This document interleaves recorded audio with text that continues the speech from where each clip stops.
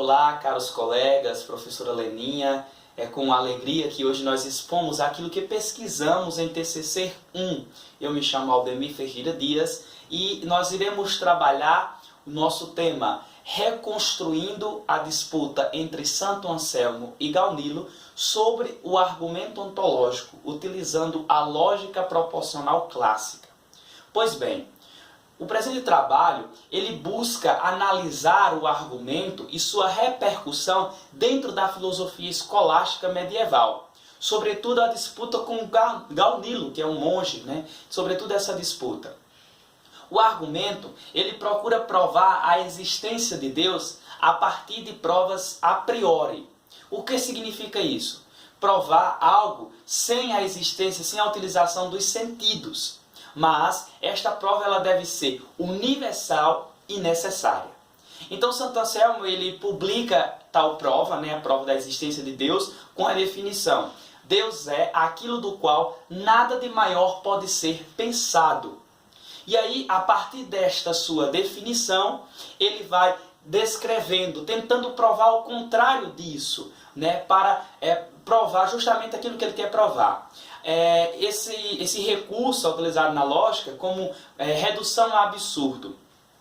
É um método utilizado pela lógica. E aí Santo Anselmo ele vai descrevendo tal argumento, tentando provar o contrário daquilo, para provar, se cair uma contradição, ele prova aquilo que ele queria.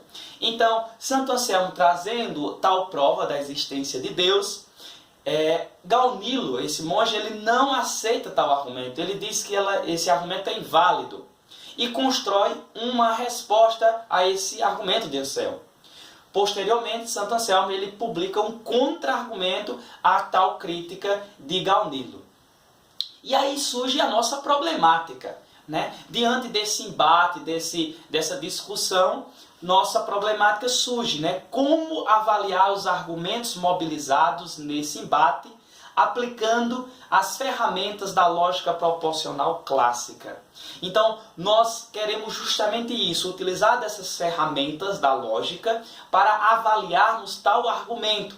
Isso também a gente pode fazer com outros argumentos, é claro, mas aqui nós faremos uso da lógica, sobretudo nesse argumento. E como faremos isso? Utilizando os nossos objetivos específicos.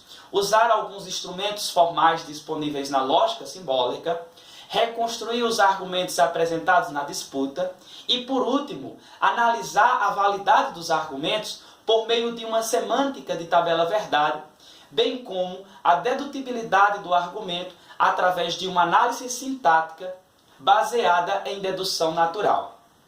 Pois bem, então, para fazermos uso disso, nós teremos que fazer, claro, um estudo dentro da lógica, entender sobre lógica proposicional, entender sobre dedução natural e fazermos uso desse recurso disponível na lógica para possibilitar tal análise. Então, por que nós queremos fazer isso? A nossa justificativa.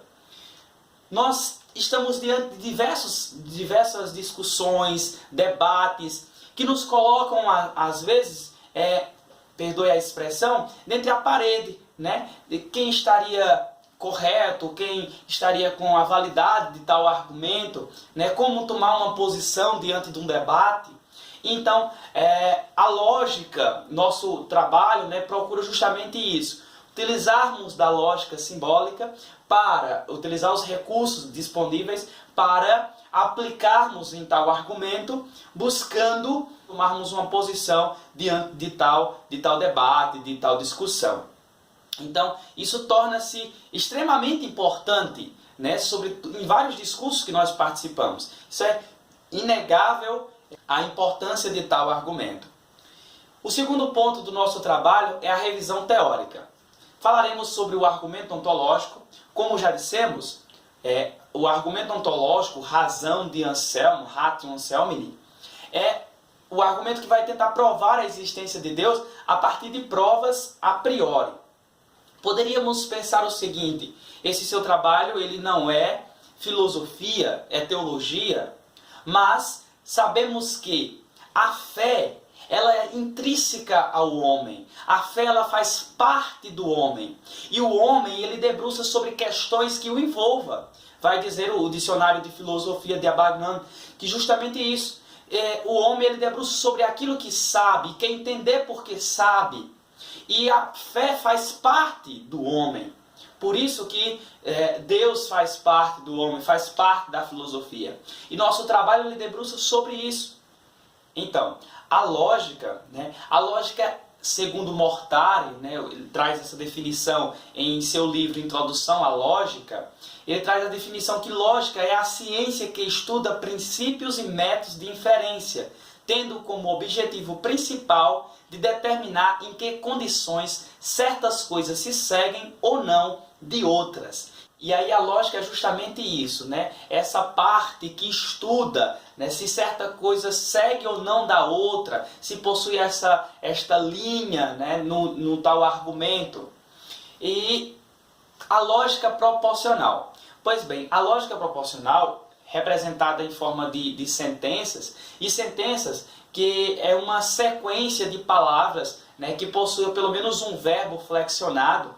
E cada sentença dessa, ela pode ser representada dentro de um argumento por letras, P, Q, R, S, T, enfim.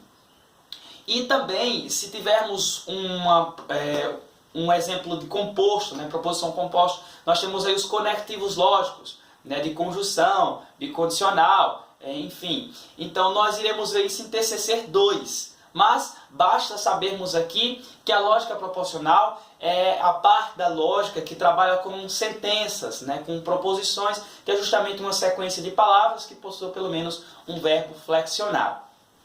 E dedução natural. Dedução natural, ela se destaca justamente pela simplicidade do cálculo lógico.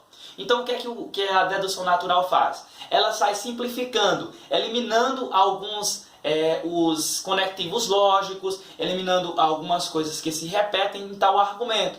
E aí você vai simplificando até chegar à conclusão do argumento daquilo que você quer. Então nós faremos uso, primeiro, de escrever claro sobre a lógica proporcional, de entendermos cada parte dela, e por último, utilizarmos a dedução natural para avaliarmos o argumento de Santo Anselmo. A metodologia que faremos uso é de cunho bibliográfico, é uma pesquisa. Aqui nós temos o principal livro, que é o Proslógio. Como já dissemos, ele traz o argumento ontológico, especialmente nos capítulos 2 e 3, e traz a resposta de Gaunilo e o contra-argumento de Santo Anselmo, traz, sobretudo neste livro aqui da coleção escolástica. Nós iremos trabalhar também um grande comentador, que é este Ricardo, o argumento ontológico de Santo Anselmo. Na lógica proporcional também trabalharemos este livrinho de Sinaranara, através da lógica. E uma referência nossa bibliográfica que é importantíssima, que é de César Mortari, Introdução à Lógica. Eu não tenho esse livro ainda, impossibilitado por essa situação que estamos vivenciando de pandemia, mas trabalhei ele em PDF. As demais bibliografias vou deixar aqui na descrição do vídeo. No mais, agradecer pela atenção dos colegas, por ter assistido a esta exposição. Também agradecer à professora por ter contribuído para a conclusão desse trabalho, dessa primeira parte do nosso TCC. E também ao meu orientador, que mesmo distante, ele esteve perto, me ajudando no que fosse preciso. No mais, muito obrigado a todos.